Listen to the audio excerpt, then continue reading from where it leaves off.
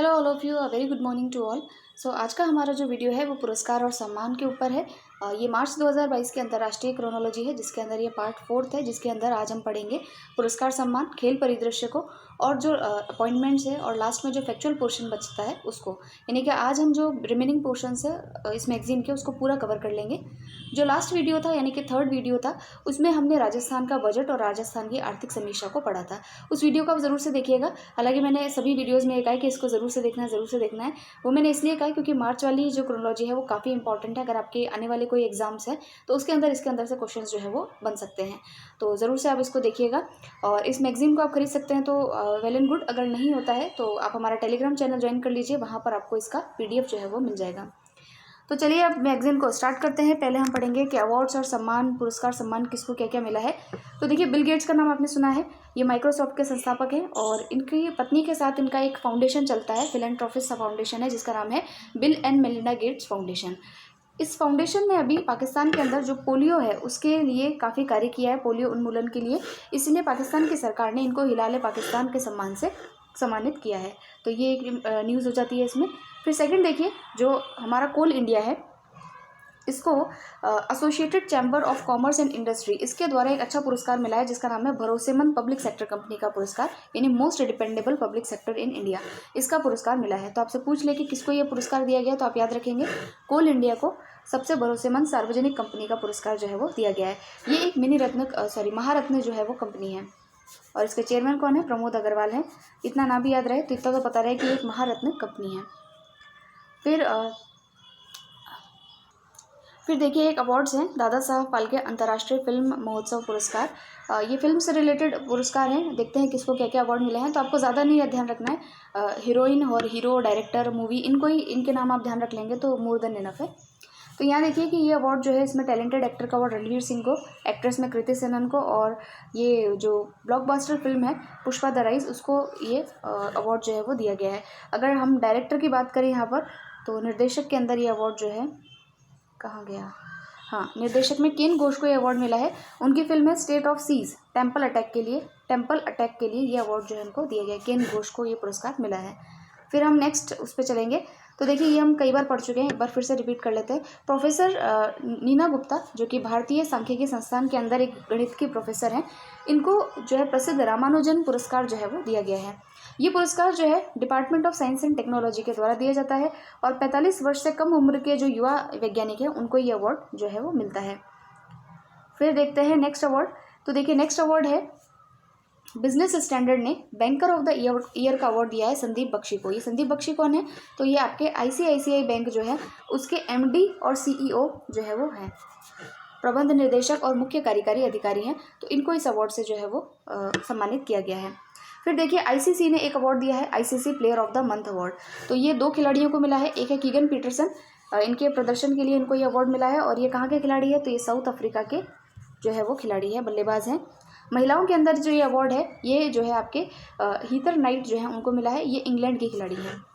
फिर हम next article पे चलते हैं। नेक्स्ट आर्टिकल इतना इंपॉर्टेंट नहीं है, थोड़ा नाम ध्यान रखेंगे बस। रेलटेल और NHPC जो है उनको ICAI के द्वारा जो है पुरस्कृत किया गया है। ठीक है, तो ये रेलटेल क्या है? तो ये रेलटेल जो है रेलवेज का जो है एक उपक्रम है, जो सार्वजनिक उपक्रम है वो है। और NHPC तो आप जानते ही हैं। तो इन 2 को ये अवार्ड मिला है। ये हालांकि मैंने अंडरलाइन किया, लेकिन इतना इंपॉर्टेंट नहीं है, इसको आपको ये नहीं याद करना है। फिर देखिए, एक क्रिकेट की वेबसाइट है, क्रिकेट को समर्पित एक वेबसाइट है, जिसका नाम है ESPN क्रिक इन्फो। इसके द्वारा भी जो है कुछ पुरस्कार जो है खिलाड़ियों को दिए गए हैं। काफ़ी सारी श्रेणी में पुरस्कार है, सारे याद नहीं रखने हैं, सिर्फ एक पुरस्कार ध्यान रखिए, क्योंकि हमारे यहाँ के बल्लेबाज को ही मिला है, भारतीय बल्लेबाज को मिला है। तो यहाँ पर जो है विकेट कीपर बल्लेबाज ऋषभ पंत को जो है टेस्ट बल्लेबाजी के लिए ये पुरस्कार जो है वो दिया गया है। टेस्ट क्रिकेट में अच्छा परफॉर्मेंस देने के लिए ऋषभ पंत जो है उनको ये पुरस्कार जो है वो दिया गया है, बस इतना ध्यान रखना है। फिर देखिए, एक अवार्ड है माधवराव लिमये पुरस्कार। तो ये पुरस्कार जो है किसको देते हैं? ये पुरस्कार देते हैं जो ऐसा सांसद या फिर जो एक MLA या MP ऐसा हो जिसने कि बहुत दक्षता से अपना कार्य किया हो, उसको ये अवार्ड जो है उस अवार्ड से सम्मानित किया जाता है। तो हमारे यहाँ के जो केंद्रीय सड़क और परिवहन राजमार्ग मंत्री हैं, जिनका नाम है नितिन गडकरी जी, उनको ये पुरस्कार जो है वो दिया गया है। ये 18वां ऐसा पुरस्कार है और ये पुरस्कार इनको दिया गया है। और इस पुरस्कार में 50,000 रुपये और एक स्मृति चिन्ह जो है वो दिया जाता है। पुरस्कार का नाम क्या है? तो माधवराव लिमये पुरस्कार। अब ऐसे देखिए, ये जो अवार्ड्स होते हैं ना, ये अभी कोई रिसेंट का अगर आपका एग्जाम होगा तो वहाँ ये क्वेश्चन जो है आपसे पूछ लेंगे, क्योंकि करंट के नाम पे ऐसे ही क्वेश्चन पूछते हैं एग्जाम्स में। और फिर देखिए है IBA वार्षिक बैंकिंग प्रौद्योगिकी पुरस्कार। इंडियन बैंक्स का एक एसोसिएशन है जिसको IBA बैंक एसोसिएशन कहते हैं। उसके अंदर अभी 17वें वार्षिक पुरस्कार दिए गए हैं। देखिए, बैंक्स जो है वो नेक्स्ट जनरेशन बैंकिंग के क्षेत्र में आगे बढ़े हैं। नेक्स्ट जनरेशन बैंकिंग क्या होती है? जिसमें वो बैंकिंग के क्षेत्र में नए नए इनोवेशंस करते हैं, पेमेंट्स के अंदर, डिजिटल उसके अंदर, और जो है जैसे फिनटेक टेक्नोलॉजीज़ हैं इसके अंदर।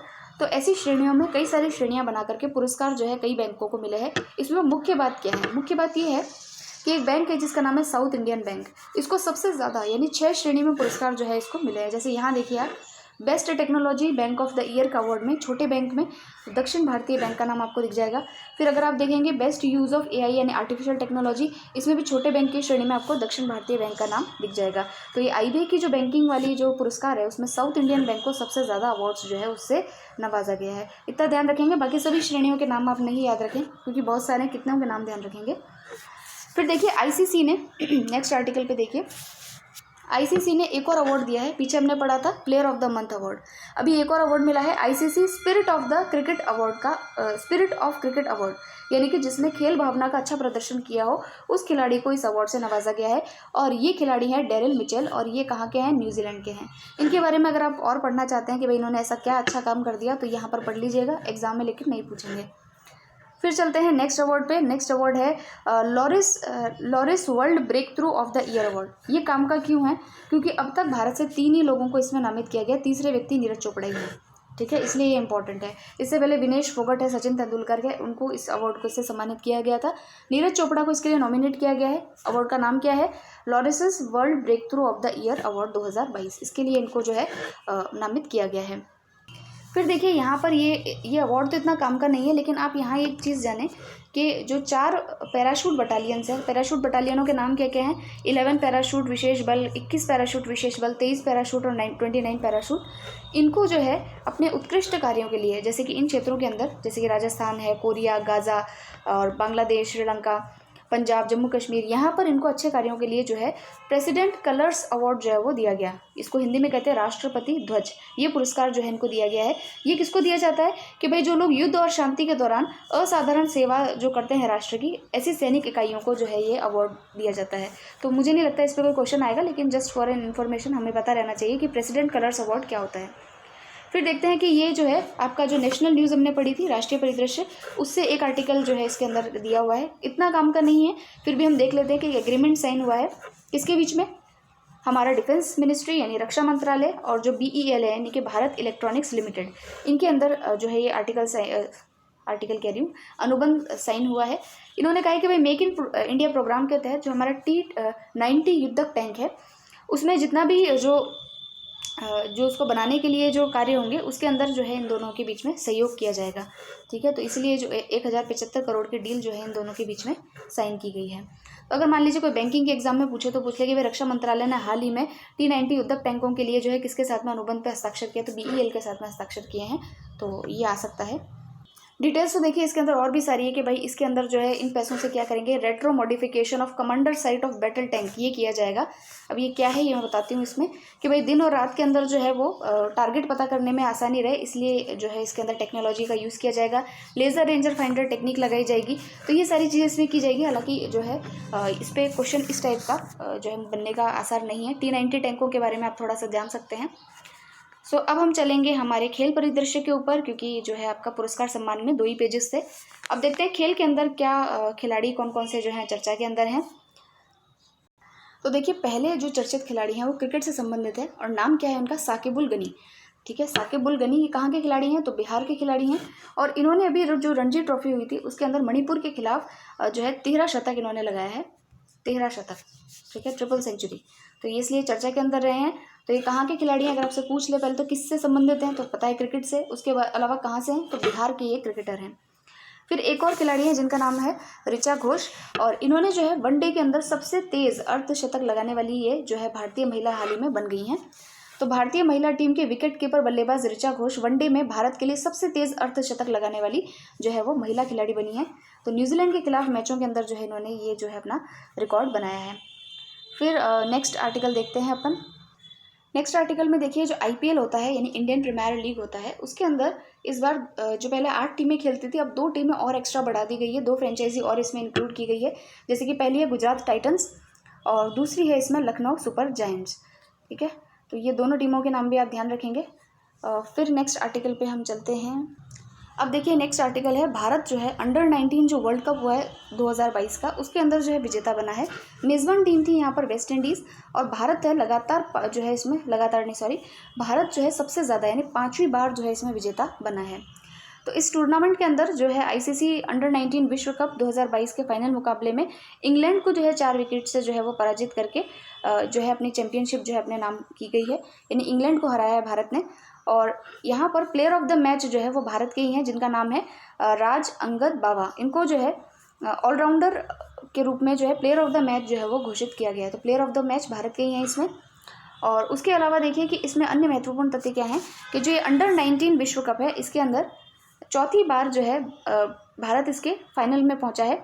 और इससे पहले सबसे ज़्यादा बार जो है ये टीम जो है इस टूर्नामेंट को जीती है, जैसे कि 5 बार इस ट्रॉफी को जीता गया है, 2008, 2012, 2018 और इस बार 2022। तो 5वीं बार जो है ये पुरस्कार इन्होंने जीता है।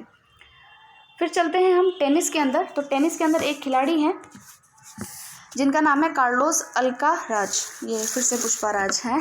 तो कार्लोस अल्काराज जो है ये ब्राज़ील के रियो डी जेनेरियो में अपना पहला टूर लेवल मैच जीतने के 2 वर्ष बाद स्पेन के 18 वर्षीय जो ये कार्लोस अल्काराज हैं इसी इवेंट में ATP 500 खिताब जीतने वाले सबसे कम उम्र के जो है वो खिलाड़ी बन गए हैं। तो ये इंपॉर्टेंट बात तो यही थी इसमें कि इनको जो है कार्लोस को सबसे कम उम्र में ATP 500 का जो है वो विजेता घोषित किया गया है। तो ये टेनिस का जो है ओपन टूर्नामेंट होता है, तो ये ध्यान रखना है हमें। फिर हॉकी के अंदर कुछ खास बात इसमें है नहीं। फिर देखिए फुटबॉल के अंदर क्या है, तो फुटबॉल में 2021 का फीफा क्लब विश्व कप आयोजित किया गया और इसके अंदर जो है ये विश्व कप जो है आपके इंग्लैंड की जो टीम है जिसका नाम है इंग्लिश क्लब चेल्सी के द्वारा अबू धाबी के मोहम्मद बिन जायद स्टेडियम में ये जो आयोजित किया गया, उसमें पाल्मेराइज क्लब जो है ब्राज़ील का, उसको पराजित करके ये खिताब जीता गया, यानी इंग्लैंड की जो टीम है इसने इसको अवार्ड को जीता है। फिर हम नेक्स्ट आर्टिकल पे चलेंगे। नेक्स्ट आर्टिकल शतरंज से रिलेटेड है। ये जो आपको फ्रंट पेज पे जिस बच्चे की फ़ोटो दिख रही थी, ये शतरंज के खिलाड़ी हैं और इनका नाम है प्रज्ञानंद। और रमेश बाबू प्रज्ञानंद जो हैं, इन्होंने अभी मैग्नस कार्लसन जो हैं, जो कि काफ़ी मतलब प्रतिष्ठित खिलाड़ी हैं, उनको पराजित करने वाले सबसे युवा खिलाड़ी बन गए हैं। इन्होंने ऑनलाइन जो गेम हो रहा था उसके अंदर जो है इसका नाम है ऑनलाइन शतरंज टूर्नामेंट एयरथिंग मास्टर्स, उसके 8वें दौर के अंदर जो है इन्होंने मैग्नस कार्लसन जो कि नॉर्वे के खिलाड़ी हैं उनको जो है इसमें हराया था। और फिर जो है ये तमिलनाडु के हैं, जितना भी हमें ध्यान रखना चाहिए, और सबसे युवा खिलाड़ी शतरंज के ये हैं। फिर देखिए खेल संक्षिप्तकी के अंदर भारत ने 2023 में अंतर्राष्ट्रीय ओलंपिक समिति जो है उसकी मेज़बानी जो है वो हासिल कर ली है। तो इंटरनेशनल ओलंपिक कमेटी IOC की मेज़बानी इस बार किसके पास में है? भारत के पास में है। तो 2023 में अंतर्राष्ट्रीय ओलंपिक समिति के 140वें सत्र की मेज़बानी भारत ने हासिल की है और अंतर्राष्ट्रीय ओलंपिक समिति का सत्र दूसरी बार भारत में आयोजित होगा। इससे पहले 1983 में नई दिल्ली में इसकी बैठक जो है वो आयोजित की गई थी। तो ये इंपॉर्टेंट कुछ बात थी इसके अंदर।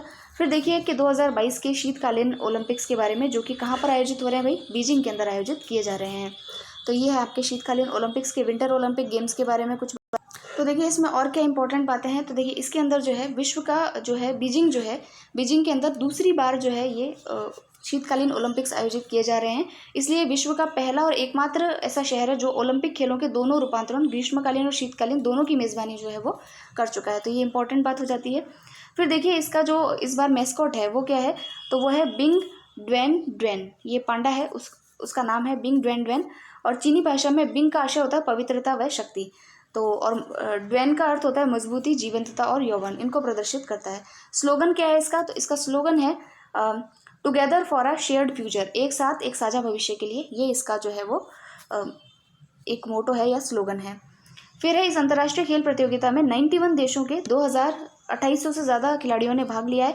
हैती और सऊदी अरेबिया ने शीतकालीन खेलों में पहली बार भाग लिया है। तो ये इंपॉर्टेंट बात है।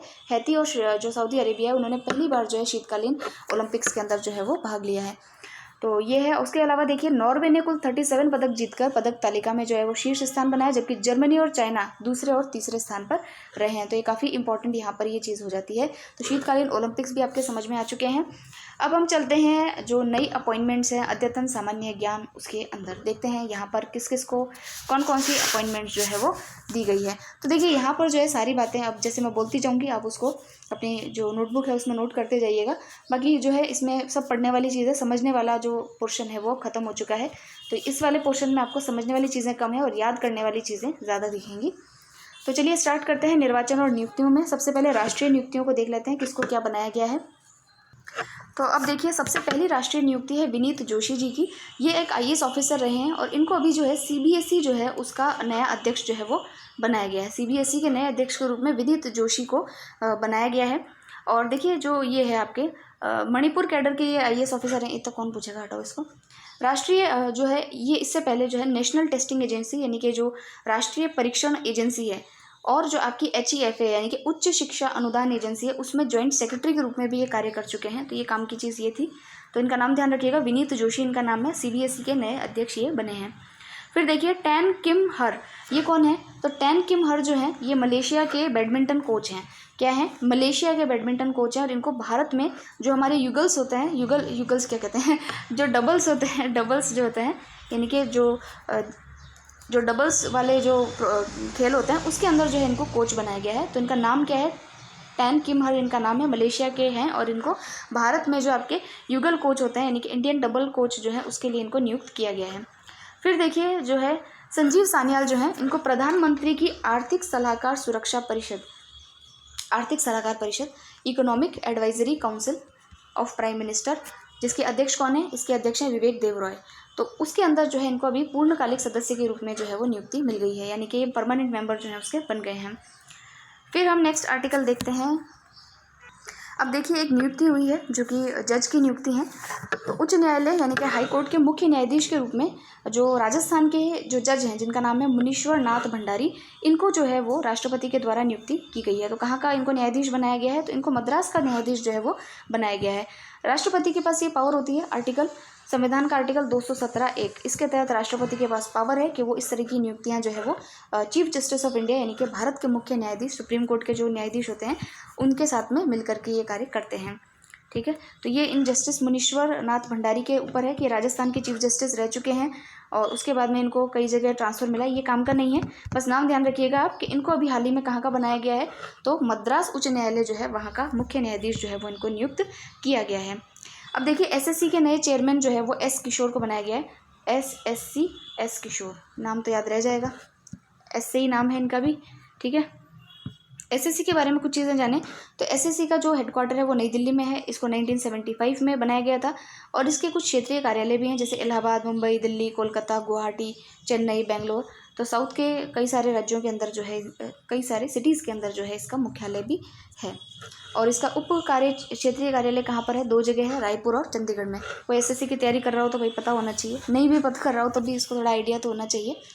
फिर है अपने चेतन घाटे जो है इनको आर्थिक विकास संस्थान के निदेशक के रूप में जो है वो नियुक्त किया गया है। और ये जो है ये आर्थिक विकास संस्थान जो है उन्नत अनुसंधान और प्रशिक्षण के लिए एक स्वायत्त और बहुआयामी केंद्र है, उत्कृष्टता के केंद्र के रूप में व्यापक रूप से मान्यता। और ये क्या क्या बातें हैं, छोड़ो उसको। ये कौन है? चेतन घाटे। और इनको इंस्टीट्यूट ऑफ इकोनॉमिक ग्रोथ जो है उसके निदेशक के रूप में इनको नियुक्त किया गया है। फिर नेक्स्ट आर्टिकल पे हम चलेंगे। ये है आरबीआई के निर्देशक के रूप में एक व्यक्ति को नियुक्त किया जिनका नाम है संजय मल्होत्रा। तो केंद्र सरकार के जो वित्त मंत्रालय है उसके वित्तीय सेवाएं विभाग के ये सचिव रहे हैं। इनको केंद्रीय रिजर्व बैंक यानी आरबीआई के केंद्रीय बोर्ड में निदेशक के रूप में जो है अभी हाल ही में नियुक्त किया गया है। फिर देखिए काफ़ी इंपॉर्टेंट नियुक्ति है जिनका नाम है जी अशोक कुमार। ये भारत के पहले राष्ट्रीय समुद्री सुरक्षा समन्वयक बने हैं। ये मैंने आपको जब हमने फर्स्ट लेक्चर पढ़ा था तभी हमने पढ़ा था। ये नाम आपको याद रखना, वेरी वेरी इंपॉर्टेंट है। इनको नेशनल मैरीटाइम सिक्योरिटी कोऑर्डिनेटर के रूप में बनाया गया है। ये क्या करेंगे? तो देखिए ये जो काउंसिल है नेशनल सिक्योरिटी काउंसिल, सेक्रेटरीट जो है उसके अंदर जितने भी आपके समुद्र से संबंधित जितने भी, जैसे कि इंडियन कोस्ट गार्ड है, ये सब जो है, इन सब के बीच में coordination, navy, Indian coast guard, इनके सब के बीच में कोऑर्डिनेशन का कार्य जो है इस पोस्ट के द्वारा किया जाएगा। NMSC की पोस्ट वाले जो व्यक्ति होंगे उसके द्वारा किया जाएगा। जैसे कि मैंने आपको बताया था, जैसे CDS है, चीफ ऑफ डिफेंस स्टाफ, जो बिपिन रावत थे, तो वो क्या करते थे कि आर्मी, नेवी, एयरफोर्स के बीच में कोऑर्डिनेशन का काम उनका था।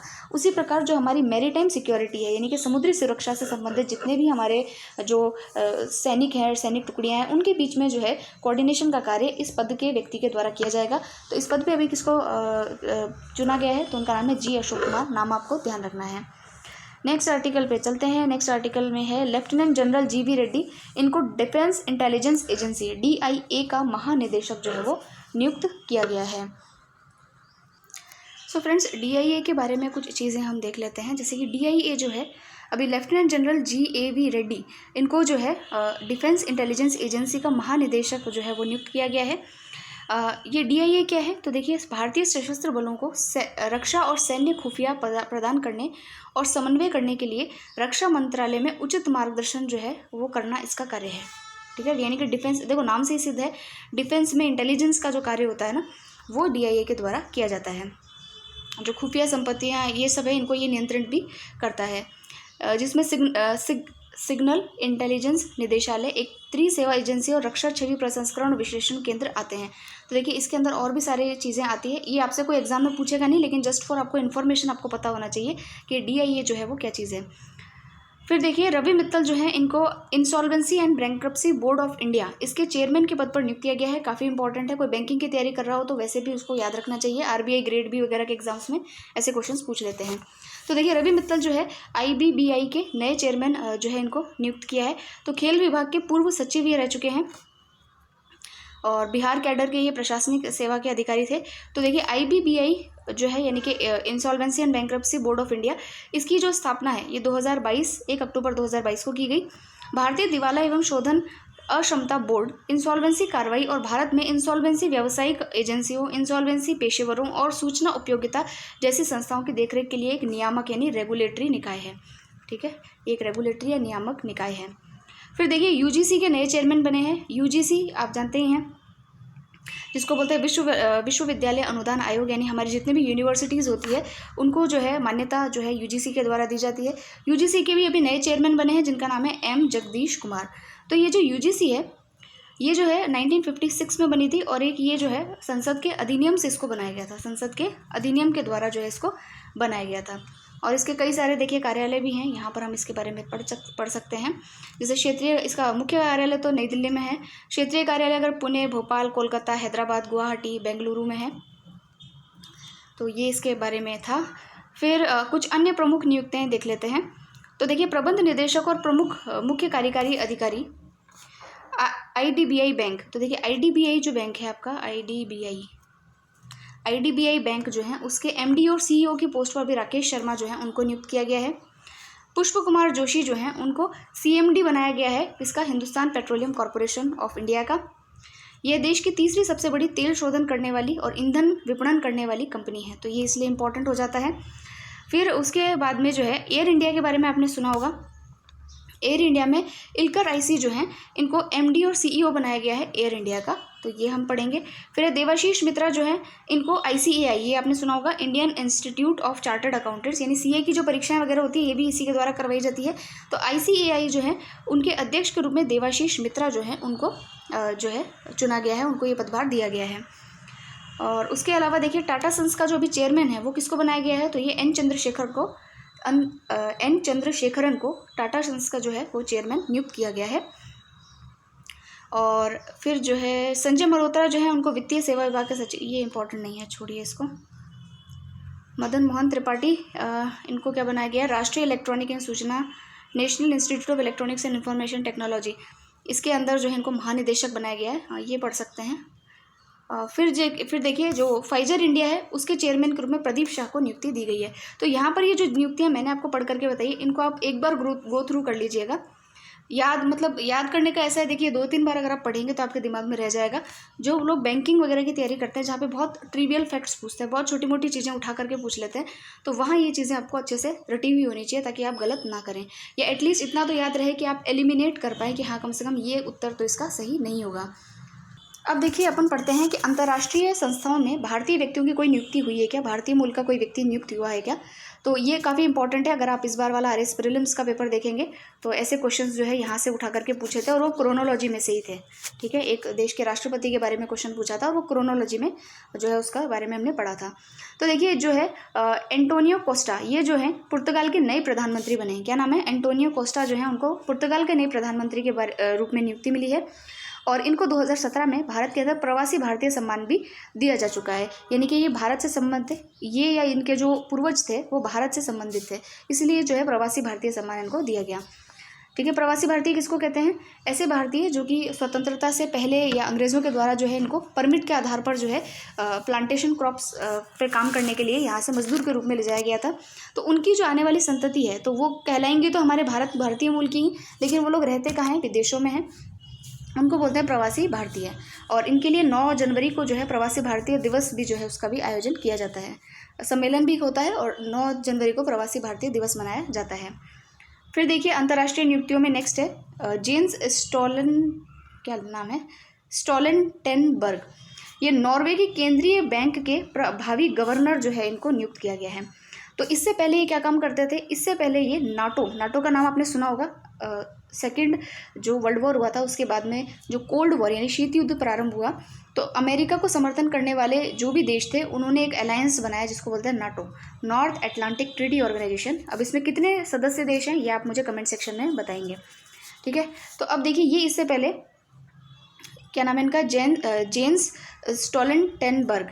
ये जो है वर्तमान में नॉर्वे की सरकार ने उत्तर अटलांटिक जो है ये क्या कहते हैं नॉर्थ अटलांटिक ट्रीटी ऑर्गेनाइजेशन के वर्तमान प्रमुख और नॉर्वे के पूर्व प्रधानमंत्री जेन स्टोलनबर्ग को नॉर्वे की जो केंद्रीय बैंक है जिसका नाम है नॉर्जेस बैंक, जैसे हमारे आरबीआई है वैसे वहाँ की बैंक का नाम क्या है? नॉर्जेस बैंक। कभी वहाँ जाएंगे तो देखेंगे भाई नॉर्जेस बैंक है वहाँ पे तो नॉर्वे जाएंगे तो नॉर्वे के बारे में जानेंगे। तो यहाँ देखिए जेन्स स्टोलनबर्ग जो है ये नॉर्वे की जो केंद्रीय बैंक है उसके जो है क्या बनाए गए हैं? प्रमुख बनाए गए हैं। इससे पहले ये नाटो के प्रमुख थे और नॉर्वे के प्रधानमंत्री भी रहे हैं। फिर देखिए ये जो है नाटो के महासचिव रहे हैं, यहाँ पर लिखा हुआ है, तो ये इसके बारे में इंपॉर्टेंट बात थी। अब देखते हैं कुछ जो ऑबिट्यूरी हैं, यानी कि जो अभी नहीं रहे हैं हमारे साथ में, संगीतकार बप्पी लहरी, इनके बारे में आपने सुना होगा। ये पश्चिम बंगाल के हैं और काफ़ी जो फिल्मों के अंदर जो है एक शराबी मूवी थी उसके अंदर जो है इनको बेस्ट म्यूजिक डायरेक्टर का अवार्ड मिला था।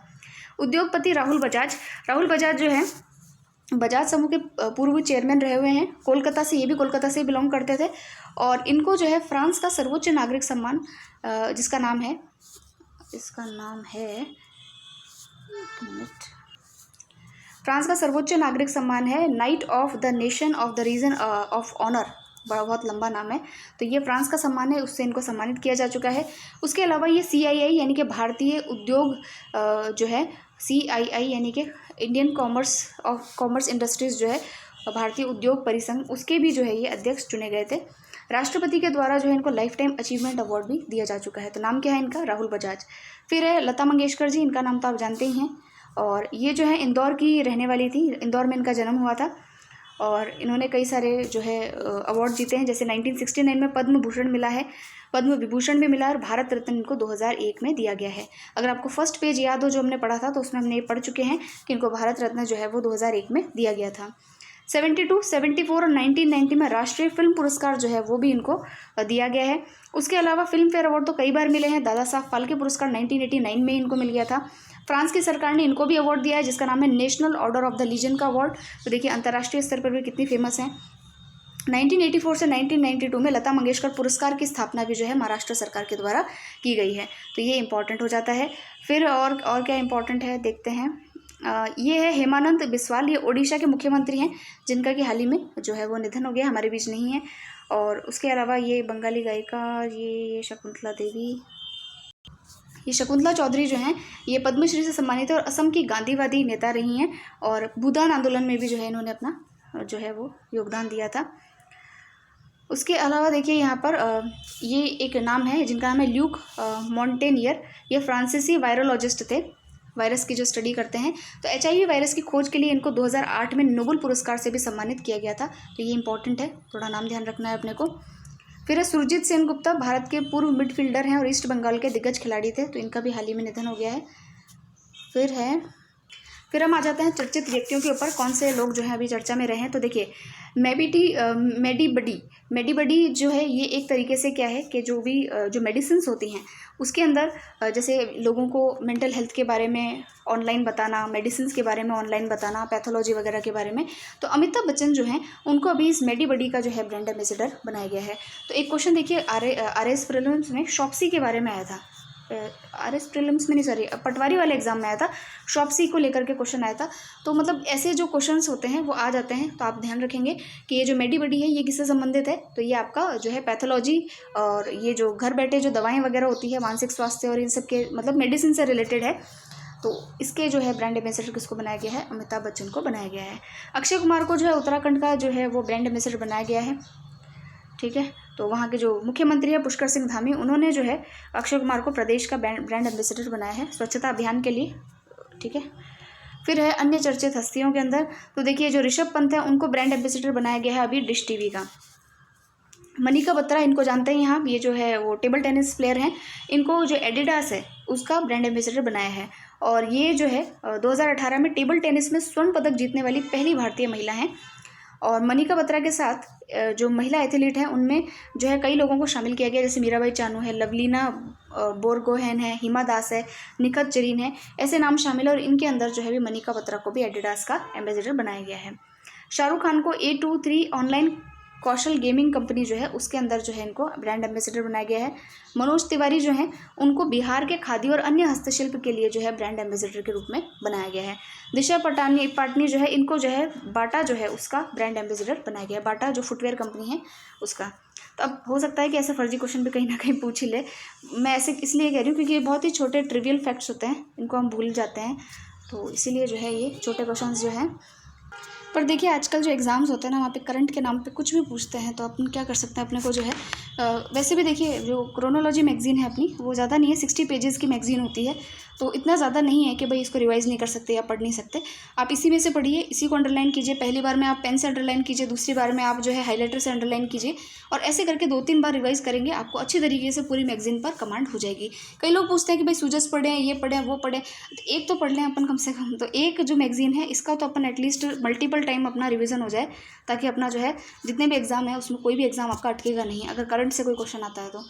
अगर आप देखेंगे तो मैं आपको एक टेस्ट बता रही हूँ सिंपल सा। आप किसी भी वेबसाइट पे या किसी भी टेलीग्राम चैनल पर चले जाइए और वहाँ पर किसी का भी करंट अफेयर्स उठा करके देखिए, और उससे फिर अपने क्रोनोलॉजी में जो है चीज़ें मिला करके देखिए। आपको पता चल जाएगा कि उन्होंने भी जो चीज़ें लिखी है वो क्रोनोलॉजी से ही ली हैं। तो why not we study the full magazine. ठीक है, हमारे पास ऑथेंटिक सोर्स है, हम उसी में से पढ़ लें तो ज़्यादा बेटर है। सो अब नेक्स्ट पे चलते हैं चर्चित स्थलों पर, जिसका नाम है वागामोन। तो वागामोन एक स्थल है जो कि केरला में है। केरल में देखिए बहुत सारा पर्यटन के लिए बहुत सारा काम किया जाता है। पर्यटन वहाँ इस प्रकार का है कि आप देखिए कि वहाँ अगर आप जाएंगे तो पहले तो वहाँ पर जो है बैक वाटर्स जो है बहुत फेमस है, जहाँ पर आपको हाउस बोट जो होती है उसके अंदर जो है स्टे कराया जाता है। और कुछ नहीं, उसमें वो पानी के अंदर घुमाते हैं इधर से उधर सुबह से शाम तक, और उसके बढ़िया अच्छा खासा अमाउंट जो है आपसे वसूल कर लिया जाता है। वहाँ पर आपको जो है जो मसाज होते हैं, आयुर्वेदिक मसाज जो होते हैं, अलग अलग एरोमा के जो होते हैं, उससे आपका किया जाता है। तो उसके लिए भी आपको अलग से जो है मतलब एक तरीके से टूरिज़्म में ये चीज़ें जो है उन्होंने अपने कैटलॉग में रखी है कि ताकि जो है इससे पर्यटक आकर्षित हो। अभी उन्होंने ऐसे ही वागामोन करके भी जो एक पर्यटन स्थल है उसको भी वहाँ पर तैयार किया है, उसको कारवां पार्क के रूप में तैयार किया है। तो उस पार्क में क्या होगा कि आपको सब सुविधा मिलेगी, sofa cum bed, fridge, microwave oven, सब चीज़ें जो है आपको वहाँ पर अवेलेबल होगी।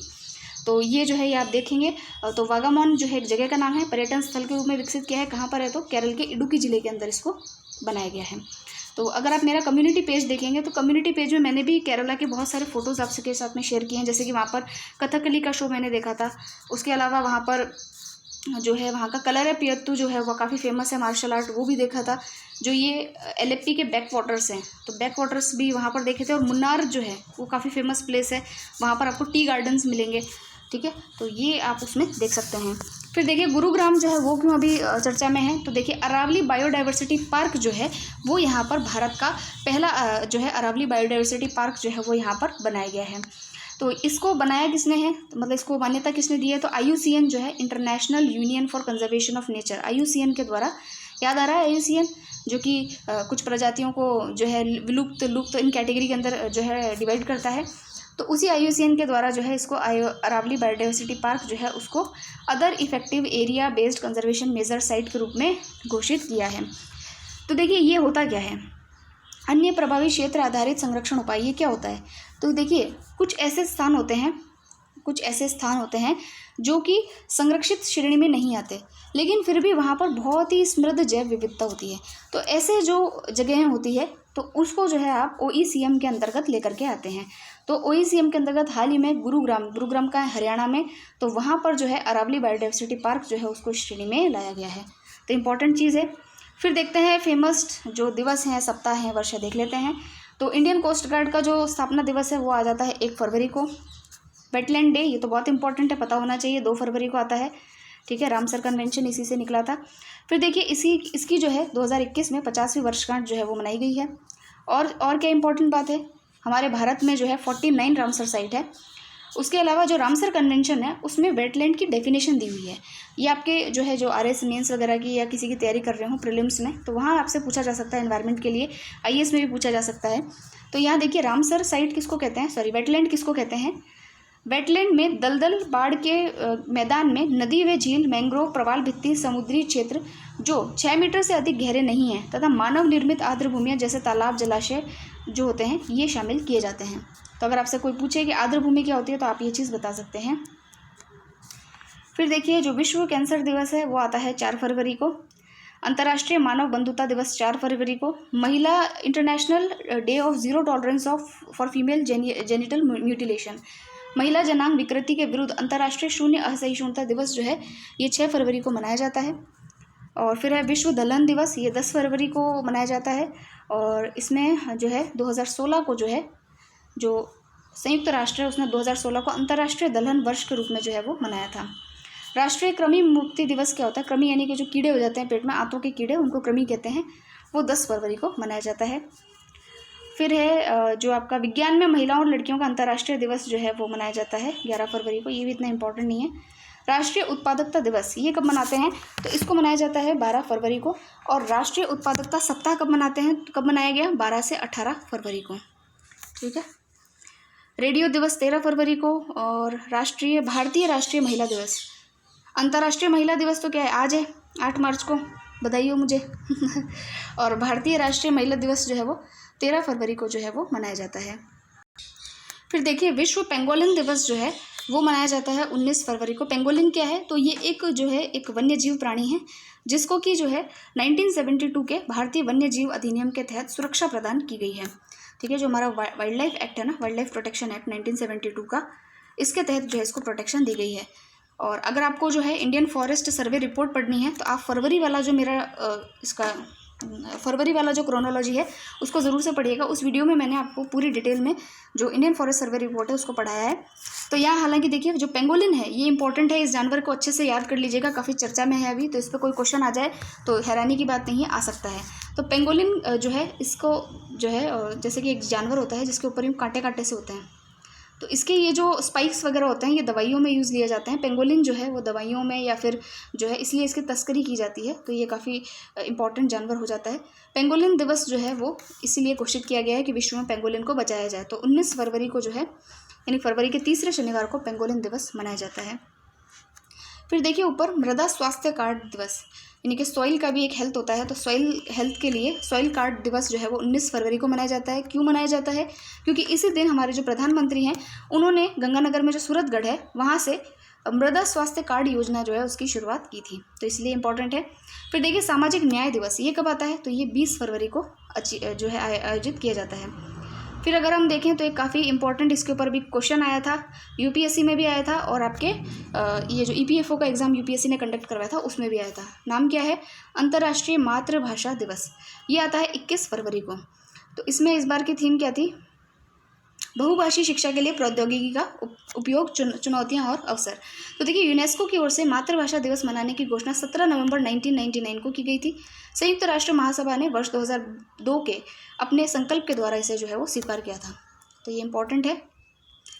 फिर नेक्स्ट जो है वो देखिए यहाँ पर राष्ट्रीय विज्ञान दिवस कब आता है, ये आपको पता ही है, 28 फरवरी को। जो सीवी रमन है उनकी याद में इसको मनाया जाता है। उनको विज्ञान के लिए जो है, फिजिक्स के लिए नोबेल प्राइज़ मिला था।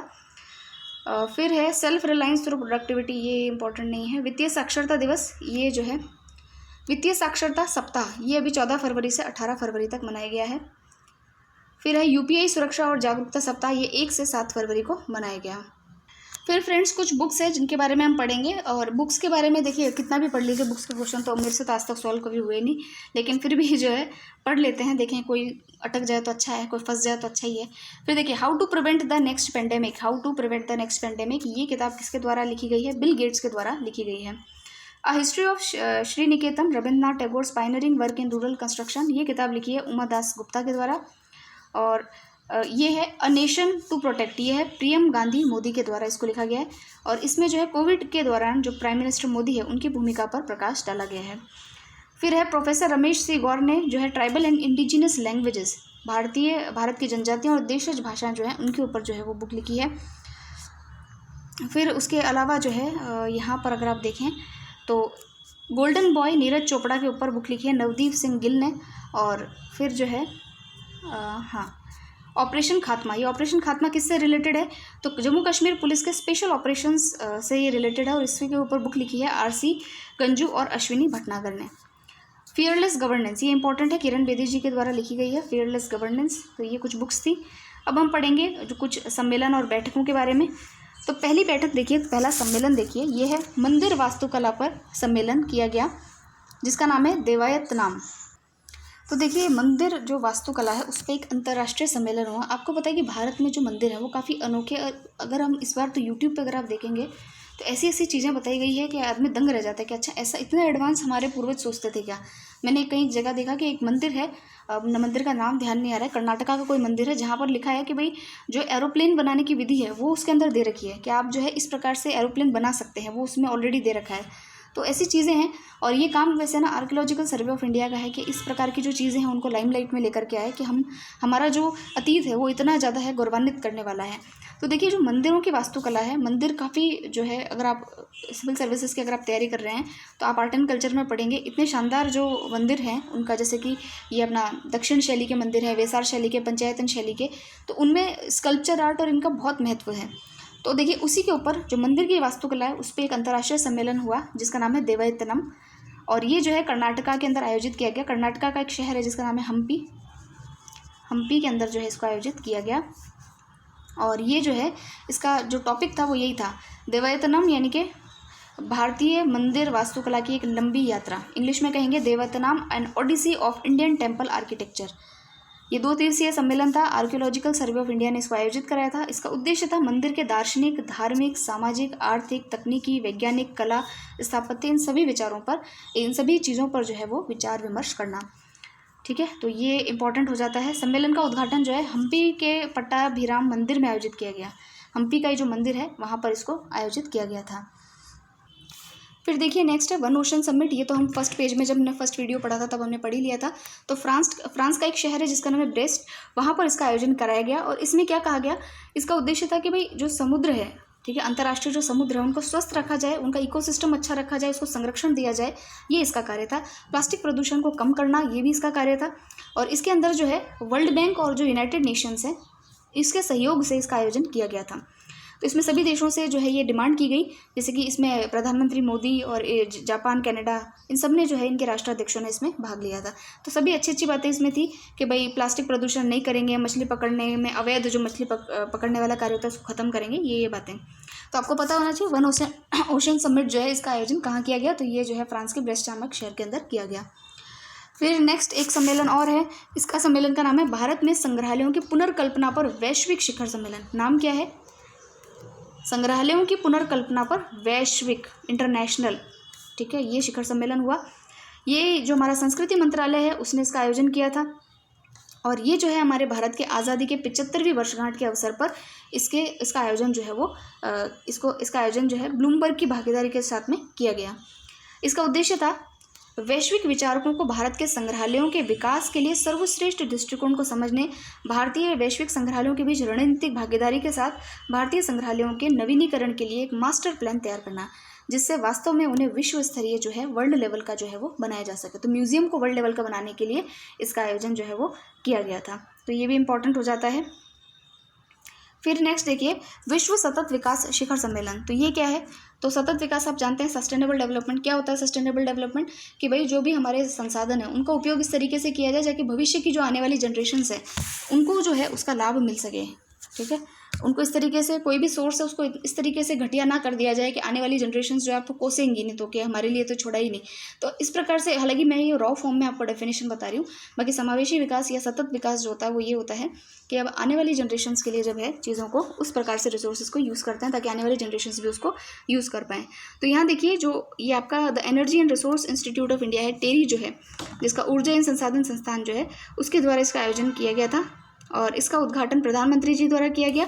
और उन्होंने एक नारा दिया उसमें, एक सूर्य एक विश्व एक grid, one sun one world one grid. इसकी आवश्यकता पर उन्होंने बल दिया है। इस सम्मेलन का फोकस बिंदु था कि परिस्थिति अनुकूल ग्रह की ओर सतत और समतावादी भविष्य को सुनिश्चित करना, towards a resilient planet ensuring a sustainable and equitable future. तो ये इसका थीम था। फिर हम चलते हैं जो कुछ कार्यक्रम और मिशन है, कुछ पहल हैं, उनको देख लेते हैं। यहाँ से क्वेश्चन आने की संभावना बहुत ज़्यादा है। तो पहला जो है वो है मेरी पॉलिसी मेरे हाथ। ये क्या है? तो देखिए, कोई विशेष चीज़ नहीं है, सिंपल सी चीज़ है। अगर आपसे पूछ रहे मेरी पॉलिसी मेरे हाथ क्या है, तो ये जो है प्रधानमंत्री फसल बीमा योजना से संबंधित है। इस प्रधानमंत्री फसल बीमा योजना को 2015 में जो है वो 2016 के अंदर लॉन्च किया गया था। जो भी फसल का खराबा होता है उससे किसानों को निजात दिलाने के लिए उसका बीमा किया जाता था। तो उसी के अंदर भाई उसकी जितनी भी डिटेल्स है उससे लोग जो हैं जागरूक हो पाएँ, इसीलिए इसके 7वें वर्ष में, जो 7 साल हो गए इस पॉलिसी को, तो ये मेरी पॉलिसी मेरे हाथ योजना जो है प्रधानमंत्री जी के द्वारा जो है वो लॉन्च की गई है। तो इससे क्या होगा कि भाई किसानों को जागरूक करेंगे कि भाई आपको जो है ये पॉलिसी के अंदर क्या क्या फ़ायदे जो है आपको मिलने वाले हैं। फिर नेक्स्ट देखिए, हील बाय इंडिया। ये हील बाय इंडिया क्या है? तो देखिए, इसमें यह है कि जो स्वास्थ्य का जो क्षेत्र है उसमें जो भारत के व्यक्ति हैं उनकी पहुंच विदेशों तक पहुंचाने के लिए इसका जो है इसको लॉन्च किया गया है। जैसे कि यहाँ पढ़ सकते हैं आप, इसका जो उद्देश्य है वो स्वास्थ्य क्षेत्र में भारत के प्रशिक्षित पेशेवरों के लिए विदेशों में रोजगार के अवसर पैदा करना और स्वास्थ्य के क्षेत्र में गुणवत्ता वाले मानव संसाधनों का मंथन करने के लिए शिक्षा को बढ़ाना है। तो यानी कि हमारे यहाँ के जो पेशेवर लोग हैं वो विदेशों में रोजगार पा सकें, इसीलिए इस कार्यक्रम को चलाया गया है। ठीक है, तो ये जो है आपके भारत सरकार स्वास्थ्य क्षेत्र में भारत के शैक्षणिक संस्थाओं को बेहतर बनाने के लिए हील बाय इंडिया पहल को जो है वो बढ़ावा देगी, ये इसका उद्देश्य है। फिर नेक्स्ट आर्टिकल देखते हैं। अब देखिए, ये जो रूसा योजना है, रूसा का फुल फॉर्म क्या है? राष्ट्रीय उच्चतर शिक्षा अभियान। क्या नाम है इसका? राष्ट्रीय उच्चतर शिक्षा अभियान। ये जो अभियान है इसको 2026 तक जो है इस बार जारी रखा जाएगा। तो इसमें जो है ये जो है इसके अंदर जितने भी पहली चीज़ तो इसमें बजट अलॉटमेंट हुआ है, और दूसरी चीज़ ये इसका लक्ष्य क्या है कि ये जो आपके वंचित क्षेत्र होते हैं, उपेक्षाकृत कम सुविधाओं वाले दूर दराज के क्षेत्र होते हैं, या टियर 2 श्रेणी के जो शहर होते हैं जहाँ पर जीआर कम है, वहाँ का आकांक्षी जो ज़िले हैं, काफ़ी पिछड़े हुए जो ज़िले हैं, वहाँ पर जो है उच्चतर शिक्षा के क्षेत्र में कार्य करना, उच्चतर हाई लेवल की जो एजुकेशन होती है, हायर एजुकेशन होती है, उसके क्षेत्र में जो है इसको कार्य करना होता है। और ये एक तरीके से क्या है, केंद्र के द्वारा प्रायोजित सेंटर स्पॉन्सर्ड योजना जो है वो है। तो ये इंपॉर्टेंट है और इसको जो है आगे तक जारी रखा गया है। फिर एक बहुत ही इंपॉर्टेंट आर्टिकल आ रहा है स्माइल योजना को लेकर के। ठीक है, तो स्माइल योजना जो है वो क्या है? तो पहली चीज़ इसको जो है केंद्रीय सामाजिक न्याय और अधिकारिता मंत्रालय के द्वारा जो है, तो देखिए स्माइल योजना जो है उसको केंद्रीय सामाजिक और न्याय अधिकारिता मंत्रालय डॉक्टर वीरेंद्र कुमार के द्वारा जो है लॉन्च किया गया है। स्माइल जो है आजीविका और उद्यम के लिए वंचित व्यक्तियों की जो है वो सहायता करेगा। इसमें और क्या चीज़ है? ये एक अम्ब्रेला योजना है, support for marginalised individuals for livelihood and enterprise smile scheme. ये ट्रांसजेंडर समुदाय और भिक्षुकों के कल्याण व पुनर्वास के लिए जो है वो सुरक्षा जो है वो प्रदान करेगा। तो ये इसका कार्य है। तो इसमें 2 चीज़ें हैं, 2 घटक हैं इस स्माइल योजना के। पहला तो है central sector scheme for comprehensive rehabilitation for welfare of transgender, यानी कि ट्रांसजेंडर व्यक्तियों के कल्याण के पुनर्वास के लिए, और दूसरा जो भिक्षुक लोग हैं उनके पुनर्वास के लिए जो है इसको लॉन्च किया गया है। तो इंपॉर्टेंट है। अब इसमें क्या क्या कल्याण के लिए कार्य करेंगे? तो देखिए, ट्रांसजेंडर छात्रों के लिए छात्रवृत्ति देंगे, आजीविका देंगे, समग्र चिकित्सा देखभाल उनके लिए जो है वो लॉन्च की जाएगी। गरिमा गृह के रूप में आवास क्षेत्र बनाए जाएंगे। ट्रांसजेंडर प्रोटेक्शन सेल का प्रावधान है। राष्ट्रीय पोर्टल और हेल्पलाइन उनके लिए लॉन्च करेंगे। तो ये सारे जो हैं ये स्माइल योजना के पार्ट हैं। तो स्माइल योजना पे आपके क्वेश्चन बन सकता है, इंपॉर्टेंट योजना है, इसको याद रखिएगा। और इसमें जो है यहाँ देखिए, इसके तहत 10 शहरों दिल्ली, बेंगलुरु, चेन्नई, हैदराबाद, इंदौर, लखनऊ, मुंबई, नागपुर, पटना, अहमदाबाद में व्यापक पुनर्वास से संबंधित प्रायोगिक परियोजनाएं जो है वो शुरू की गई है। तो ये जो है सेंट्रल गवर्नमेंट की योजना है, स्माइल योजना, इसको याद रखना है। इसका उद्देश्य क्या है? तो ट्रांसजेंडर और जो भिक्षुक लोग हैं उनके पुनर्वास, शिक्षा और इन सब के लिए कार्य करना है। फिर है राष्ट्रीय युवा सशक्तिकरण कार्यक्रम। अब देखिए कि आपको पता होगा कि 2014 के अंदर राष्ट्रीय युवा नीति आई थी और उसमें बताया गया था कि भाई 15 से लेकर के 29 साल के व्यक्ति जो है हमारे भारत में युवा हैं और इनमें जो है नेतृत्व क्षमता के गुण विकसित करना और इनको जो है इनको आगे बढ़ाना, इनको लीडर्स के रूप में जो है बनाना, तो वो इसका जो है वो मुख्य कार्य है। तो इसके लिए बजट अलॉटमेंट हुआ है, कितने करोड़ का हुआ है ये हमारे लिए मैटर नहीं करता, लेकिन हमें ये पता होना चाहिए कि जो वित्त आयोग है उसने भी जो है इसके लिए अनुशंसा की थी कि भाई इस ऐसे कार्यक्रमों को और आगे बढ़ाया जाना चाहिए। तो राष्ट्रीय युवा सशक्तिकरण कार्यक्रम जो है इसके अंदर 11 जो है उप कार्यक्रम है, 7 उप कार्यक्रम इसके अंदर है, 11 नहीं 7 उप कार्यक्रम जो है इसके अंदर है। अगर हम देखें यहाँ पर तो आपको कई सारे कार्यक्रम नजर आ रहे होंगे। नेहरू युवा केंद्र संगठन बनाना, राष्ट्रीय युवा कोर की स्थापना, युवा और किशोर विकास के लिए कार्य करना, युवा छात्रावास, अंतर्राष्ट्रीय सहयोग, ये सारे कार्यक्रम जो है इसी राष्ट्रीय युवा सशक्तिकरण कार्यक्रम के अंतर्गत आते हैं। फिर देखिए नव भारत साक्षरता कार्यक्रम जो है ये क्या है, इसको मंजूरी मिली है। आपको पता है कि केंद्र सरकार ने राष्ट्रीय शिक्षा नीति 2020 और 2021-22 की बजट घोषणाओं के अनुरूप जो वयस्क शिक्षा के सभी पहलू हैं उनको कवर करने के लिए जो है इस अवधि में नव भारत साक्षरता कार्यक्रम जो है उसको लॉन्च किया है, उसको मंजूरी दी है। इसका उद्देश्य होगा कि न केवल आधारभूत साक्षरता और संख्यात्मकता प्रदान करना बल्कि 21वीं सदी के नागरिक के लिए आवश्यक अन्य घटकों को भी शामिल किया है, जिसमें वित्तीय साक्षरता, डिजिटल साक्षरता, वाणिज्यिक कौशल, स्वास्थ्य देखभाल, ये सारी चीज़ें जो है वो इंक्लूडेड होंगी। तो ये नव भारत मिशन था, साक्षरता मिशन था। और इसके अन्य प्रमुख तथ्य भी हैं कि भाई ऑनलाइन मोड के माध्यम से, स्वयं सेवा के माध्यम से जो है योजना को लागू करें। देश के सभी राज्यों, केंद्र शासित प्रदेशों में 15 वर्षों से अधिक आयु के गैर साक्षर लोगों को कवर करना, तो ये इसका जो है वो मेन मकसद है। फिर हम नेक्स्ट योजना पे चलेंगे, ये है आपकी कुनस्योम योजना। ये क्या है? तो देखिए कुनस्योम जो होता है इसका शाब्दिक अर्थ होता है सभी के लिए समान, सभी के लिए उचित, उद्देश्य समावेशी और सुलभ लद्दाख है। तो ये इसका अर्थ है। तो विकलांग व्यक्तियों के लिए इस नाम की एक परियोजना कुनस्योम योजना जो है को लद्दाख स्वायत्त पहाड़ी विकास क्षेत्र के द्वारा जो है वो डेवलप किया गया है। तो अगर आपसे पूछ ले कुनस्योम योजना का संबंध कहाँ से है, तो इसका संबंध लद्दाख से है, बस इतना ध्यान रखिए। बाकी आप नाम वाम छोड़िए। कुनस्योम जो है ये कहाँ से संबंधित है? लद्दाख से संबंधित है। नेक्स्ट आर्टिकल पे चलते हैं। फिर देखिए हम मेले और प्रदर्शनी के बारे में, महोत्सव के बारे में पढ़ लेते हैं। पहला है खुजराहो नृत्य महोत्सव। तो ये खुजराहो नृत्य महोत्सव कहाँ का है? तो इसको मध्य प्रदेश में हर साल जो है आयोजित किया जाता है। ये इसका 48वां संस्करण था। फिर उसके बाद आप देखिए कि जो है ये काम का नहीं, यह देखिए मेदाराम जतारा उत्सव, ये कहाँ का है? तो ये तेलंगाना का है। कहाँ का है? तेलंगाना का है। तो भारत में कुंभ के बाद दूसरा सबसे बड़ा मेला जो है मेदाराम जतारा आदिवासी महोत्सव है, जो कि तेलंगाना के अंदर आयोजित किया जाता है। और वहाँ की एक सबसे बड़ा जनजातीय समूह है जिसका नाम है कोया। ठीक है, इसको जो है कोया के द्वारा जो है इसको आयोजित किया जाता है। तो जतारा, सामक्का और सरलम्मा देवियों के प्रति श्रद्धा व्यक्त करने के लिए इसको जो है आयोजित किया जाता है। तो ये उत्सव नाम याद रखिएगा, इस पर क्वेश्चन आ सकता है। इस उत्सव का आयोजन 2 वर्ष में एक बार तेलंगाना में मुलुगु जिले मेदाराम गांव में माघ फरवरी के माह में जो है वो आयोजित किया जाता है। और 1998 में तेलंगाना का राज्य महोत्सव जो है वो इसको घोषित किया गया था। तो काफ़ी इंपॉर्टेंट है, इस पर स्टार लगा लिया मैंने, इसीलिए ये काफ़ी इंपॉर्टेंट आपके लिए। फिर देखिए नेक्स्ट आर्टिकल पे आइए, इसमें है स्पुतिक गस्टर महोत्सव। ये भी जो है लद्दाख से संबंधित है। ये 2 दिवसीय महोत्सव होता है और यहाँ पर जो है रंगीन मास्क लगा करके स्पुतिक मठ यानी स्पुतिक जो मोनेस्ट्री है वहाँ पर, ये नाम ध्यान रखिएगा, आपसे पूछ लेंगे स्पुतिक मठ जो है वो कहाँ पर है, तो लद्दाख के अंदर है। तो वहाँ पर इस उत्सव को मनाया जाता है और रंगीन जो क्या कहते हैं उसको, मास्क जो होता है ना, मुखौटा, उसको लगा करके जो है इसको मनाते हैं। उस मास्क को चम्स कहते हैं, यहाँ पे लिखा है चम्स जो है उस मास्क को, मुखौटे को कहा जाता है। तो ये स्पुतिक गस्टर महोत्सव कहाँ का है? तो ये लद्दाख का है। तो इंपॉर्टेंट हो गया। फिर देखिए एक और महोत्सव है जिसका नाम है तोरगया महोत्सव। ये तोरगया महोत्सव कहाँ का है? तो मोनपा समुदाय का पारंपरिक 3 दिवसीय तोरगया महोत्सव का आयोजन कहाँ का है? ये अरुणाचल प्रदेश का है। और इसको वहाँ का तवांग मठ जो है, क्या है? तवांग मठ जो है उस पर आयोजित किया जाता है। तो ये आर्ट एंड कल्चर का सवाल बनता है आपके, बहुत बढ़िया। तो इन तीनों महोत्सवों को आपको अच्छे तरीके से याद रखना है। ठीक है। और यहाँ पर एक नृत्य का आयोजन किया जाता है जिसका नाम है शाना छम। शाना छम नाम का जो है अनुष्ठानिक नृत्य होता है यहाँ पर, वो भी इससे रिलेटेड है। अब आ जाइए कुछ ना युद्ध अभ्यासों पर, ऑपरेशन अभियान और युद्ध अभ्यास। तो देखिए सबसे पहला है मिलन 2022। तो ये एक बहुपक्षीय युद्ध अभ्यास है, इसको विशाखापट्टनम में आयोजित किया गया। तो भारतीय नौसेना के बहुपक्षीय अभ्यास का आयोजन किया गया है। इसको जो है 2 फेज़ में आयोजित किया गया, एक तो बंदरगाह पर और एक सी पर, सी फेज़ और हार्बर फेज़, ये 2 पर इसको जो है आयोजित किया गया। और इसमें जो है इसका विषय जो है कैमराडरी, कोहेजन और कोलैबोरेशन है, जिसका ध्येय भारत को विश्व के लिए बड़े स्तर पर जिम्मेदार समुद्री शक्ति के रूप में पेश करना है। ठीक है, तो ये इंपॉर्टेंट बात इसमें समझ में आ गई। और ये द्विवार्षिक है, यानी कि 2 सालों में एक बार जो है इसका आयोजन किया जाता है।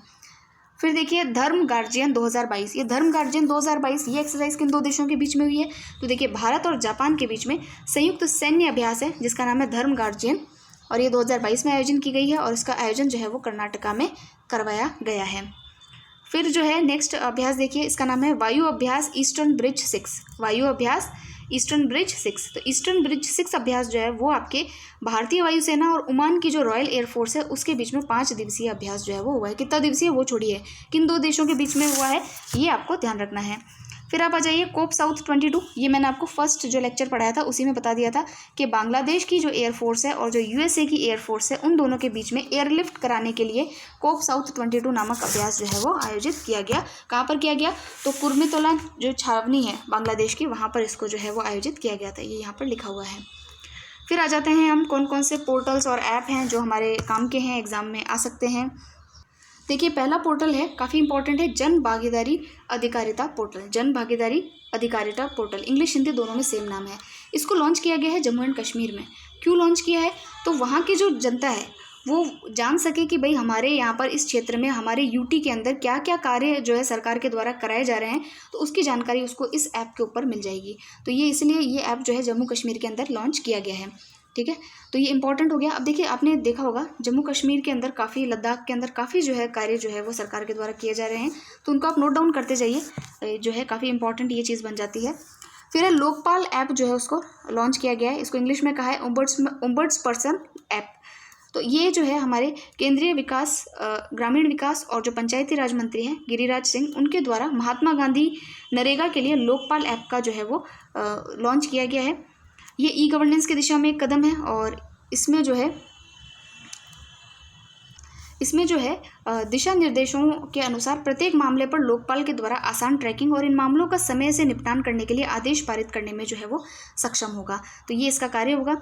फिर देखिए जो आपका विश्व स्वास्थ्य संगठन है WHO, उसने जो है दक्षिण पूर्व एशियाई क्षेत्र को तंबाकू उत्पाद त्यागने में सहायता करने के लिए तंबाकू छोड़ो ऐप जो है, क्विट टोबैको ऐप, इसको लॉन्च किया है। तो किसने लॉन्च किया? WHO ने लॉन्च किया, इसलिए हम इसको जो है पढ़ेंगे अच्छी तरीके से। इस ऐप को WHO के वर्ष भर चलने वाले कमिट टू क्विट अभियान के दौरान जो है वो लॉन्च किया गया है। तो दक्षिण पूर्वी एशिया क्षेत्र के अंदर तंबाकू नियंत्रण के लिए जो है इसको लाया गया है, तो इंपॉर्टेंट हो जाता है।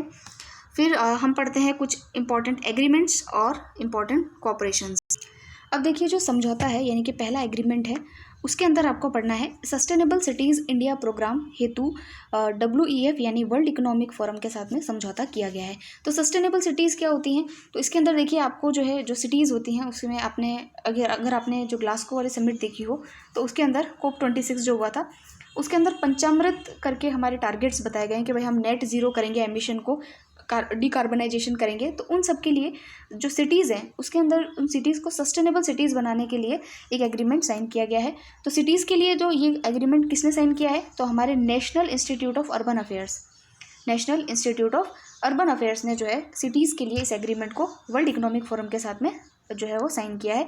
और इसमें समझौते में वही सारी बातें हैं जो कॉमन चीज़ें होती है कि भाई हम जो है ऊर्जा निर्मित पर्यावरण और परिवहन में जो है उसमें अंतर पाटने के लिए सार्वजनिक निजी सहयोग को जो है बढ़ावा देंगे और जो है नेट ज़ीरो जो है उसके टारगेट को पूरा करेंगे। ये सारी वही घिसी-पिटी बातें जो है वो इसके अंदर दी गई है। ये मैंने आपको अभी जो बताया national institute of urban affairs, ये जो है शहरी नियोजन और विकास पर भारत का प्रमुख जो है एक थिंक टैंक है। फिर देखिए नेक्स्ट परियोजना है जिसका नाम है रिवार्ड परियोजना। इसके लिए भी ऋण समझौते के लिए हस्ताक्षर किए गए हैं। आपसे पूछ लेंगे कि भाई रिवार्ड परियोजना में किन किन राज्यों के बीच में समझौते हुए हैं। तो देखिए इसमें भारत सरकार, कर्नाटक की सरकार और उड़ीसा की जो राज्य सरकार है और जो वर्ल्ड बैंक है इनके मध्य जो है हस्ताक्षर हुआ है और $115 मिलियन का जो है इसमें हस्ताक्षर किए गए हैं। इसमें क्या किया जाएगा, इसके जो कार्यक्रम है उसमें नवोन्मेषी विकास के माध्यम से कृषि को सहनीय बनाने के लिए जल विभाजक क्षेत्र का कायाकल्प जो है वो इसके अंदर किया गया जाएगा। तो रिवार्ड का फुल फॉर्म हम देख लेते हैं। रिवार्ड का फुल फॉर्म है यहाँ पर regenerating watershed for agriculture resilience through innovative development, यानी कि नवोन्मेषी विकास के माध्यम से कृषि को सहनीय बनाने के लिए जल विभाजक क्षेत्र का कायाकल्प प्रोग्राम। तो ये इसका कार्य होगा।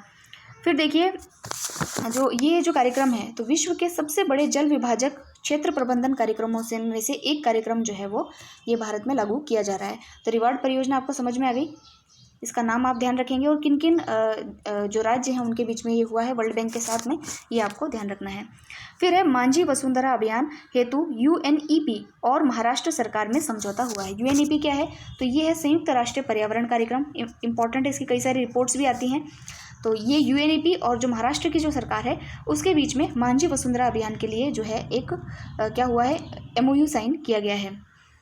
तो इसमें क्या है, तो देखिए इसमें जो है सतत विकास जो ये है UNEP ने सतत विकास के ऊर्जा और पर्यावरण आयामों के संबंध में एक पहल मांझी वसुंधरा अभियान का समर्थन करने के लिए महाराष्ट्र सरकार के साथ एक समझौते पर हस्ताक्षर किया है। और मांझी वसुंधरा यानी कि मांझी वसुंधरा का मतलब होता है मेरी धरती। यह महाराष्ट्र सरकार के पर्यावरण और जलवायु परिवर्तन विभाग की एक पहल है जिसका उद्देश्य नागरिकों को जलवायु परिवर्तन के प्रभावों और पर्यावरणीय मदों पर जो है वो ज्ञान देना है, सशक्त बनाना है। तो ये बस इतना ध्यान रखिएगा कि किस सरकार की और किसके साथ में इसको किया गया है। अब आ जाते हैं साइंस एंड टेक में। साइंस एंड टेक्नोलॉजी में क्या इंपॉर्टेंट न्यूज़ है देख लेते हैं। आप लोग बड़े बोर हो गए होंगे, नहीं 1 घंटा हो चुका है, लेकिन ये देखिए आज आपका एक ही पेज बचा है और इसको कंप्लीट कर देंगे हम यहाँ पर, ताकि आपको जो है रिवाइज करने में आसानी रहे। आपके पास काफ़ी समय रहेगा फिर पढ़ने का, रिवाइज करने का। अब देखिए विज्ञान और प्रौद्योगिकी यानी साइंस टेक में फर्स्ट जो आर्टिकल है वो है आपका परम प्रवेगा के बारे में। इसको जो है IISc बेंगलुरु, IISc आप जानते हैं साइंस के लिए प्रीमियर इंस्टीट्यूट है, तो IISc बेंगलुरु में कमीशन किया गया है। तो परम प्रवेगा भारत के सबसे शक्तिशाली सुपर कंप्यूटरों में से एक है जिसे देश के प्रतिष्ठित संस्थान जो है उसके अंदर जो है इसको कमीशन किया गया। तो ये क्या है, परम प्रवेगा एक सुपर कंप्यूटर है। फिर जो है इसको डेवलप जो है इसको डिज़ाइन किसने किया, तो CDEC ने इसको डिज़ाइन किया है। Centre for development of advance computing के द्वारा इसको जो है वो डिज़ाइन किया गया था।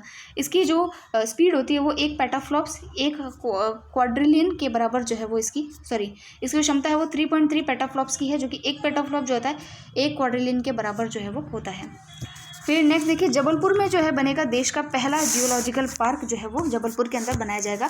तो ये पहला भूवैज्ञानिक पार्क होगा जिसको कि जबलपुर में बनाया जाएगा। जबलपुर कहाँ पर है, तो ये आपके जो है मध्य प्रदेश के अंदर है, वहाँ पर इसको बनाया जाएगा। तो जबलपुर में भी एक जगह है जिसका नाम है लम्हेटा। जगह का नाम क्या है, लम्हेटा। कहाँ गया, ये रहा इसका नाम, कहाँ गया, हाँ। तो लम्हेटा के बारे में कुछ चीज़ें जो है वो आप देख लीजिए। ये भूगर्भीय दृष्टि से विश्व के महत्वपूर्ण स्थानों में से एक है जो 5000 वर्ग किलोमीटर क्षेत्र का केंद्र है। पूरे विश्व में लम्हेटा फॉर्मेशन के नाम से विख्यात है, ये विख्यात है। और यूनेस्को ने लम्हेटा को भू विरासत स्थल के रूप में भी जो है वो मान्यता दी हुई है। तो इंपॉर्टेंट बात है, यह मध्य प्रदेश, महाराष्ट्र और गुजरात में पाई जाने वाली तलछटी भूगर्भीय संरचना है। तो ये लम्हेटा क्या है, तलछटी भूगर्भीय संरचना है। लम्हेटा फॉर्मेशन को क्या लिखा है, इंफ्राट्रैपन बेड्स भी कहा जाता है। यह डेक्कन ट्रैप से जुड़ा हुआ है। डेक्कन ट्रैप तो अपन समझते ही हैं, जो हमारा यहाँ वाला जो क्षेत्र है इसको डेक्कन ट्रैप बोलते हैं। तो यहाँ की भूमि जो है वो काफ़ी ज़्यादा जो है लेयर्ड है, इसीलिए इसको जो है चूज़ किया गया है यहाँ पर जियोलॉजिकल पार्क बनाने में। तो इसका इसने जो है पूरा एक्सप्लेनेशन दिया है। यहाँ से डायनासोर के जीवाश्म भी प्राप्त हुए हैं। यहाँ डायनासोर का जीवाश्म सबसे पहले 1928 में विलियम स्लीमैन द्वारा जो है वो खोजा गया। तो कितनी इंपॉर्टेंट चीज़ें हैं, तो आप इसको याद रखिएगा। जबलपुर में जो बनेगा तो ये लम्हेटा जो जगह है वहाँ पर इसको बनाया जाएगा, और ये क्यों फेमस है ये आपको पता होना चाहिए। फिर देखिए एक जानवर के बारे में है। पहले हमने पेंगोलिन के बारे में पढ़ा था। एक जानवर और है, ये ऑस्ट्रेलिया का जानवर है, इसको कोआला कहते हैं। तो ये ऑस्ट्रेलिया की लुप्त प्राय सूची के अंदर जो है वो शामिल किया गया है। अगर आपको याद हो तो ऑस्ट्रेलिया में बुश फायर्स हो गई थी, यानी कि जंगल में आग लगी थी बहुत भयानक। तो उसके अंदर जो है ये काफ़ी जो है ख़त्म हो गए थे ये कोआला नाम का जानवर। तो ये नाम आपको ध्यान रखना है। इसको लुप्त प्राय सूची में सम्मिलित किए जाने से पूर्व कोआला को Queensland, New South Wales, Australia राजधानी क्षेत्र में 10 वर्ष पहले वल्नरेबल के रूप में जो है वर्गीकृत किया गया था। तो देखिए अलग अलग वर्गीकरण होते हैं, जैसे कि एक्सटेंट स्पीशीज़ होती है जो खत्म हो चुकी है, लुप्त प्राय हो चुकी है पूरी तरीके से, जो है एंडेमिक स्पीशीज़ होती है। उसी तरीके से वल्नरेबल यानी कि ऐसी स्पीशीज़ जो कि खतरे के अंतर्गत आती है। तो अब आपका लास्ट पेज बचता है जो कि विविध है, यानी मिसलेनियस चीज़ें हैं इसके अंदर। तो इस पेज को पढ़ना है आपको और फिर आपको क्वेश्चंस अटेम्प्ट करने हैं। तो आप थोड़ा और तसल्ली रखें और इसको भी पढ़ लें। तो देखिए, कोरोना वैक्सीन जो है उसमें एक और वैक्सीन है जिसका नाम है कोर्बेवैक्स। इसको जो है अभी मंजूरी दी गई है। किसने दी है?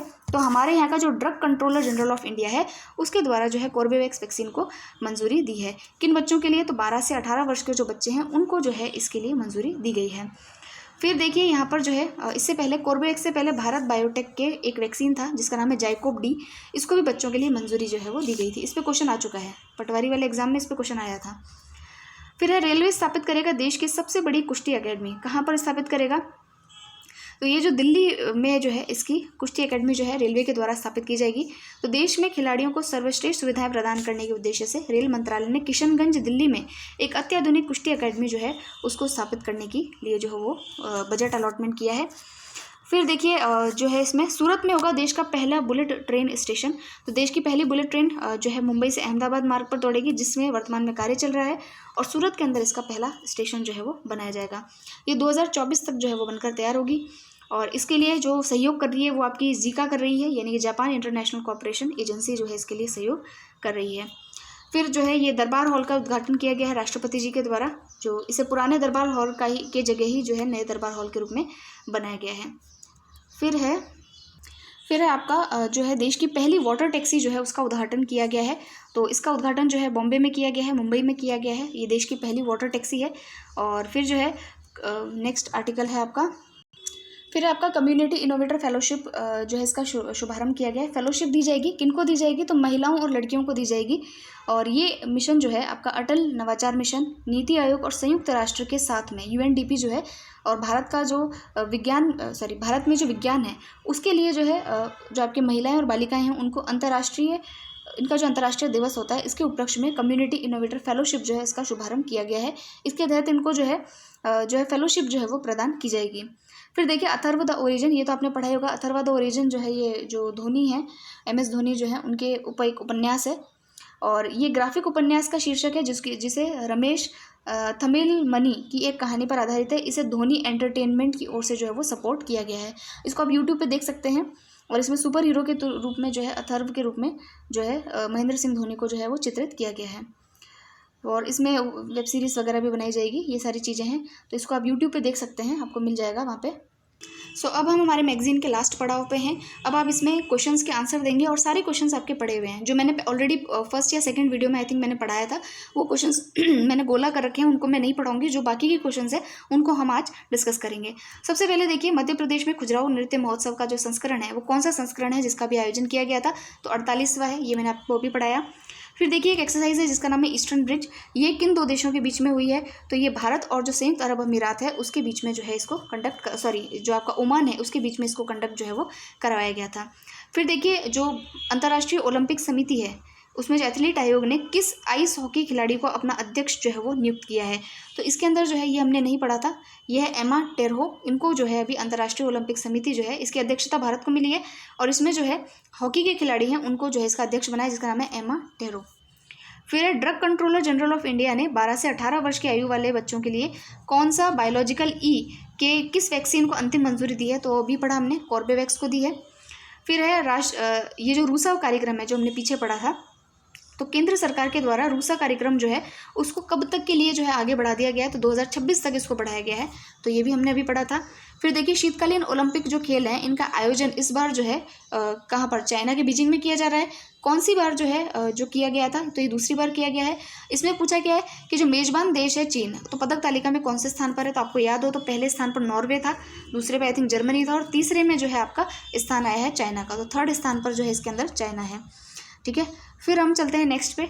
पाकिस्तान ने बिल गेट्स को हिलाले पाकिस्तान दिया है, तो वो किस लिए दिया है? तो पोलियो उन्मूलन के लिए दिया है, ये भी हमको पता है। फिर देखिए दादा साहब फाल्के अंतर्राष्ट्रीय फिल्म महोत्सव में सर्वश्रेष्ठ अभिनेता का पुरस्कार वो किसको मिला है? तो रणवीर सिंह को मिला है, ये भी हमको पता है। ये दो हम पहले पढ़ चुके थे, अब हम पढ़ेंगे ये वाला। वर्ष 2023 के लिए अंतर्राष्ट्रीय ओलंपिक समिति के 140वें सत्र का मेजबानी जो है वो किस देश को दी गई है? तो ये तो बहुत अति सरल सवाल, बहुत ईजी क्वेश्चन, 1 करोड़ रुपये। भारत को दी गई है। फिर है 2021 के ESPN क्रिक इन्फो पुरस्कारों में भारत के किस खिलाड़ी ने शीर्ष टेस्ट बल्लेबाजी का पुरस्कार जीता है। मैंने आपको बताया था कि ऐसे ही क्वेश्चन आएंगे उसके अंदर, तो ये हमारे यहाँ के ऋषभ पंत को ये अवार्ड मिला है। तो ICC में जो अवार्ड है वो भी आप याद रखिएगा। क्रिकेट पे इस बार काफ़ी क्वेश्चन जो है वो एग्जाम्स में पूछे गए हैं। फरवरी 2022 में की गई नियुक्तियों के क्रम में कौन सा सुमिलित नहीं है। तो देखिए ये तो सुमिलित है, जो मुनीश्वर भंडारी हैं इनको मद्रास हाईकोर्ट का जो है जज बनाया, मुख्य न्यायाधीश जो है वो बनाया गया है, तो ये तो एकदम इसके अंदर जो है वो सम्मिलित है। विनीत जोशी जो हैं उनको जो CBSE है उनका चेयरमैन बनाया गया, ये भी हमने पढ़ा था। फिर है संजय मल्होत्रा, इनको SSC का चेयरमैन बनाया गया, ये भी हमने पढ़ लिया था। तो B इसका सही उत्तर है कि मनिंदर सिंह भट्टी जो है इनको ऐसा कुछ नहीं बनाया गया, तो इसका उत्तर जो है 17वें का वो हो जाएगा। ये हमने गलत कर दिया, 1 मिनट, क्योंकि SSC के चेयरमैन जो है वो S किशोर को बनाया गया है, S किशोर को, तो ये जो है इसका उत्तर हो जाएगा D। संजय मल्होत्रा तो RBI के निदेशक के रूप में जो है इनको चयनित किया गया था। फिर है ये वाला भी इजी है कि जो विश्व सामाजिक न्याय दिवस है ये जो है आपका कब मनाया जाता है, तो 20 फरवरी को इसको मनाया जाता है। किस देश के विरुद्ध खेलते हुए ऋचा घोष ने सबसे तेज अर्धशतक बनाने वाली भारतीय महिला खिलाड़ी बनने का जो है वो रिकॉर्ड बनाया है। तो ऋचा घोष के बारे में हमने पढ़ा था, इन्होंने अर्धशतक बनाने वाली पहली महिला बनी थी, जल्दी अर्धशतक बनाने वाली। तो इसका जो उत्तर है वो है न्यूजीलैंड के खिलाफ इन्होंने अर्धशतक जड़ा है। तो फ्रेंड्स ये हो गई आपकी क्रोनोलॉजी मैगजीन कंप्लीट। आपको जो मार्च की क्रोनोलॉजी है वो पूरी तरीके से कंप्लीट है, 4 वीडियोस के अंदर हमने इसको कंप्लीट किया है। तो आपसे यही अनुरोध है कि इसको बार बार देखिए, 1-2 बार आप पढ़ेंगे तो आपको अच्छी तरीके से सारी चीज़ें इसमें याद हो जाएगी। इसका PDF मैं आज अपलोड कर दूंगी चैनल के ऊपर, टेलीग्राम चैनल ज्वाइन कर लीजिए, वहाँ पर इसका PDF आपको मिल जाएगा। और फरवरी के कुछ पोर्शंस बचे हुए हैं उसको भी मैं आज पूरी तरीके से कंप्लीट कर दूंगी। तो आप निश्चिंत रहिए और पढ़ते रहिए ऐसे ही, और चैनल को आप सब्सक्राइब कर लीजिएगा, और अगर आपको अच्छा लगे तो आप शेयर कर सकते हैं। Thank you.